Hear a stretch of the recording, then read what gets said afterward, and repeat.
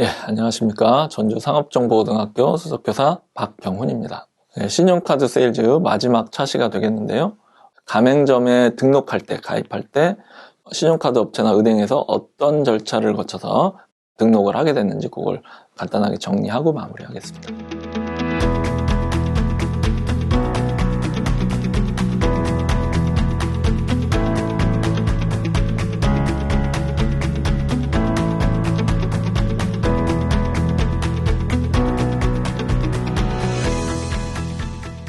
카드 가맹점 등록 업무 처리 절차인데요. 첫 번째는 앞서 말씀드린 대로 가맹점에 가입할 수 있는지 자격을 확인한다고 했죠. 금융질서 문란자 이런 사람들은 제한을 한다고 했습니다. 이런 영업을 하고 있는지 이런 것들 쭉 사업자 등록증 이런 걸 확인을 하고요. 이런 것들을 이제 확인한 다음에 여기서 이제 추가적으로 좀 살펴볼 부분이 가맹점 가입을 하러 온 대표자에게 가맹점 수수료가 있다는 걸 알려주고 수수료율이 얼마가 되는지를 반드시 설명을 해주는 것이 필요합니다. 그럼 이 수수료율이 얼마나 되는지 한번 잠깐 살펴볼까요? 2018년도에 금융위원회에서 카드 수수료 개편 방안이라고 그래가지고 가맹점들의 좀 부담을 줄여주기 위해서 약간 이제 줄였는데요. 우대 가맹점이라 그래가지고 약간 규모가 살짝 작은 가맹점들을 대상으로 합니다. 그래서 3억 원 이하의 영세 가맹점은 신용카드는 0.8% 매출액에, 그리고 체크카드는 0.5%를 카드사에게 내도록 이렇게 했습니다. 그리고 이제 3억에서 5억의 연매출액을 내고 있는 중소가맹점은 1.3% 신용카드, 체크카드는 1.0%. 그리고 5억에서 10억 정도의 매출액을 내는 중소가맹점은 조금 높죠? 1.4% 신용카드 수수료, 그다음에 체크카드는 1.1% 이렇게 내게 됩니다. 그리고 10억에서 30억까지를 이제 우대 가맹점으로 났는데요. 이 경우에는 신용카드는 1.6%, 체크카드는 1.3%의 수수료를 매기고 있습니다. 그 이외에 일반 가맹점이라 그래가지고 우대를 좀 덜 해주는 거죠. 이때는 이제 평균 수수료율로 얘기를 하는데요. 연매출액이 이제 조금 커집니다.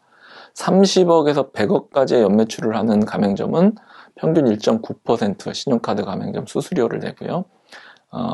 100억에서 500억에 해당되는 가맹점은 1.95%의 신용카드 수수료를 냅니다. 가맹점 수수료를. 체크카드는 일반 가맹점의 경우에 평균 1.45% 정도 되죠. 보시면 신용카드가 체크카드에 비해서 수수료율이 조금 높습니다. 그럼 상식적으로 생각해 보실 때 신용카드는 빚, 즉 신용을 공여해 주는 거라 그랬잖아요. 그 회원들에게. 그러다 보니까 가맹점 수수료율도 조금 더 높습니다.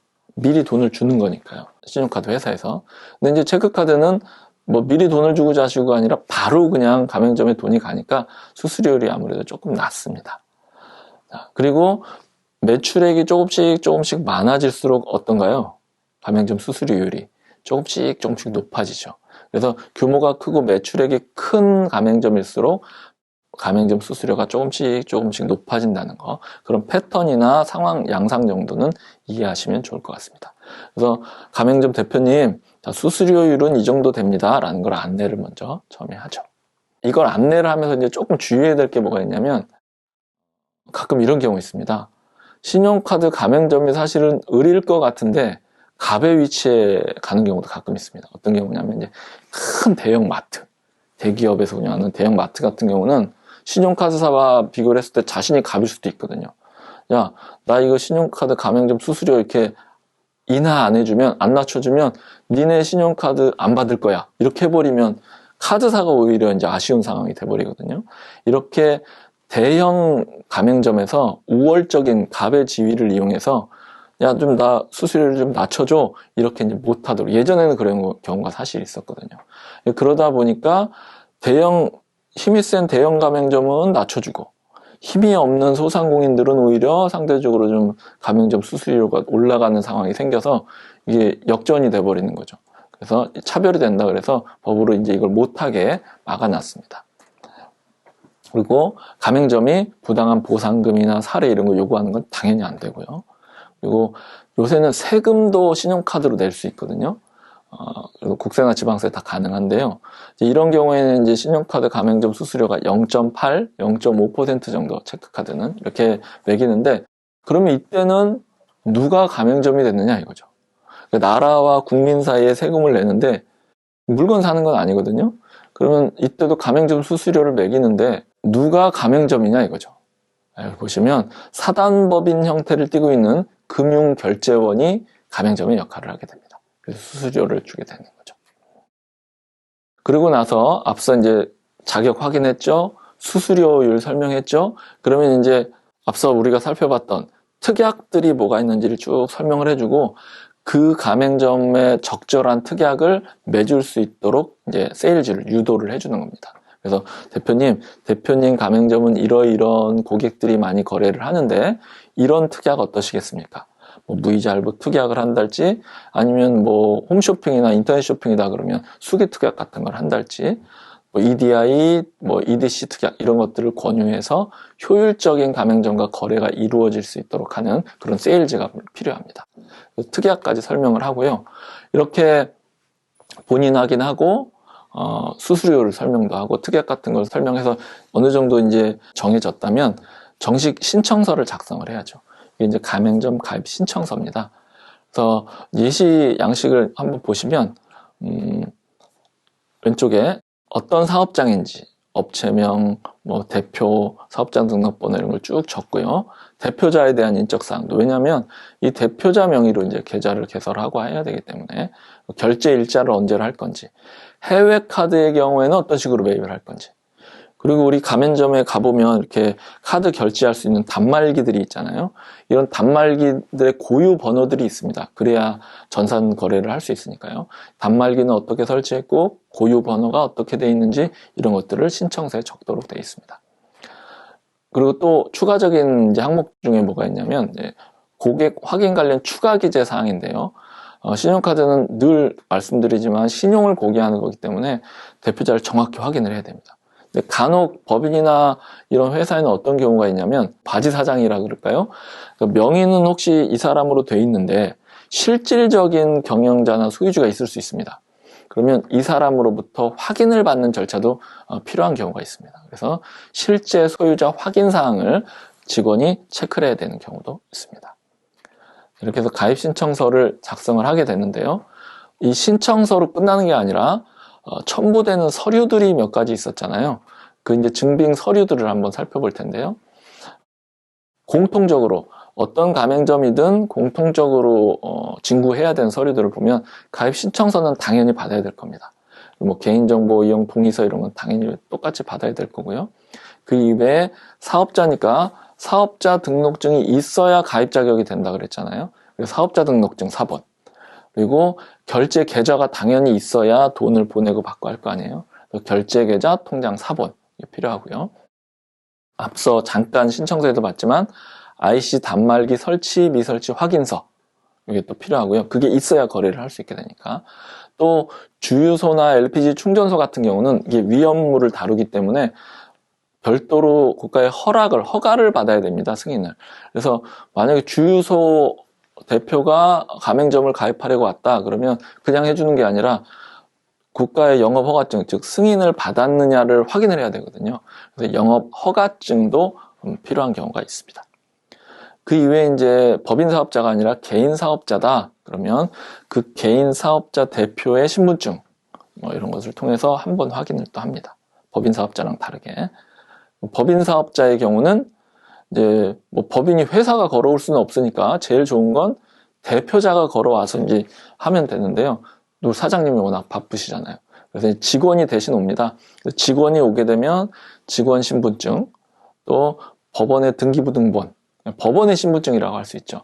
요거를 가지고 와야 되고 직원이 이 회사에 근무하는 사람이라는 걸 알려주는 연결고리로서 뭐 재직증명서랄지 법인 인감증명서랄지 위임장 이런 것들을 추가로 더 요구하게 됩니다. 자, 이렇게 본인 확인하고 뭐 수수료율 특약 설명하고 신청서 서류까지 다 갖췄어요. 근데 딱 보니까 이 대표자가 이 가맹점이 우리 은행하고 처음 거래를 하는 분이에요. 그러면 계좌를 개설을 해야겠죠. 그래서 신용판매 대금을 지급할 결제 계좌를 신규 가입할 때는 개설을 해줍니다. 근데 여기서 조금 조심해야 될 건 뭐냐면 새로 개설하는 통장의 예금주와 지금 가입하러 온 이 가맹점의 대표자 명의가 같아야 됩니다. 상식적으로 그래야 되겠죠. 대표자가 실컷 일한 걸 다른 사람한테 넣어주면 안 되겠죠. 그래서 이 대표자 명의와 결제 계좌의 명의가 같아야 됩니다. 이제 물론 예외적으로 특정 관계인이라고 인정이 되면 제3자 명의로 등록할 수도 있지만 원칙적으로는 대표 명의와 예금 계좌 명의가 같아야 됩니다. 이 부분 조금 조심하셔야 되고요. 이렇게 해서 서류 다 갖추고 가맹점 가입 신청서를 접수를 했습니다. 이제 그럼 다음 단계는 이제 뭐 혹시 은행원 입장에서 미비된 건 없는지 빠진 게 없는지 당연히 확인해야 되겠고요. 잘 다 갖춰졌다 그러면 다음 단계는 뭘까요? 심사입니다. 심사. 개인 신용카드, 법인 신용카드 발급하는 것처럼 마찬가지로 가맹점도 심사를 거칩니다. 별도 심사를 거쳐서 채점을 하는 거죠. 그래서 가맹점으로 해줘도 될까 안 될까를 심사를 하게 됩니다. 자, 그렇게 해서 이제 다 절차를 거치고 심사를 통과하게 되면 이제 가맹점으로 이제 영업을 하게 되는 거죠. 카드로 물건을 팔고 이렇게 하게 되는 겁니다. 그런데 이제 가맹점 입장에서도 앞서 말씀드린 대로 개인 카드나 법인 카드를 발급하는 거랑 좀 다르게 조금 특이한 절차가 하나 더 있었어요. 그게 뭐냐면 직접 가보는 겁니다.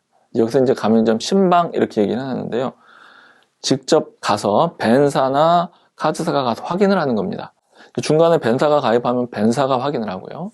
신용카드 회사가 직접 확인을 하기도 하는데요. 어떤 부분을 확인하냐? 진짜 장사를 하고 있느냐? 눈으로 확인을 해야 되는 거죠. 두 번째는 신청서에 써는 내용, 뭐 상호나 규모나 뭐 매출액이나 명칭 이런 것들이 일치하느냐? 이걸 확인하고요. 단말기는 제대로 여기 신청서에 써낸 거랑 잘 맞게 설치를 했느냐 이런 것들을 이제 직원이 가서 확인을 하고 눈으로 다 확인을 한 다음에 서명을 해서 그 서류를 이제 회사에 내는 거죠. 그래서 이상이 없다 그러면 이제 최종적으로 진행을 할 수 있는 겁니다. 그래서 자 이제 가맹점 해도 됩니다 하고 승인을 통지를 하는 거죠. 그러면서 이제 스티커 같은 것도 보내주고요. 관련된 전표라든지 서류들 같은 것들을 보내줍니다. 여러분들 이제 보시면 알겠지만 그 영업장 같은 데 보면 이렇게 카드사 로고 스티커 같은 거 붙여져 있는 거 보시잖아요. 그런 것들이 가맹점 발급 승인이 다 끝난 다음에야 이제 나오는 겁니다. 그래서 이제 붙여서 사용하게 되는 거죠. 자, 이렇게 해서 가맹점 등록과 업무 처리 절차를 이제 한번 봤고요. 회원과 신용카드 회사, 가맹점이 유기적으로 연결돼서 카드가 사용되게 되는 것입니다. 자, 이상으로 해서 카드의 종류부터 내용부터 시작해서 발급 과정, 개인카드, 법인카드, 가맹점까지 전체적으로 한 8차시에 걸쳐서 신용카드 세일즈 학습 모듈을 살펴봤습니다. 다음번에 또 기회가 되면 또 다른 참고삼아 학습 모듈을 가지고 만나 뵙도록 하겠습니다. 자, 수고하셨습니다. 다음에 또 뵙겠습니다.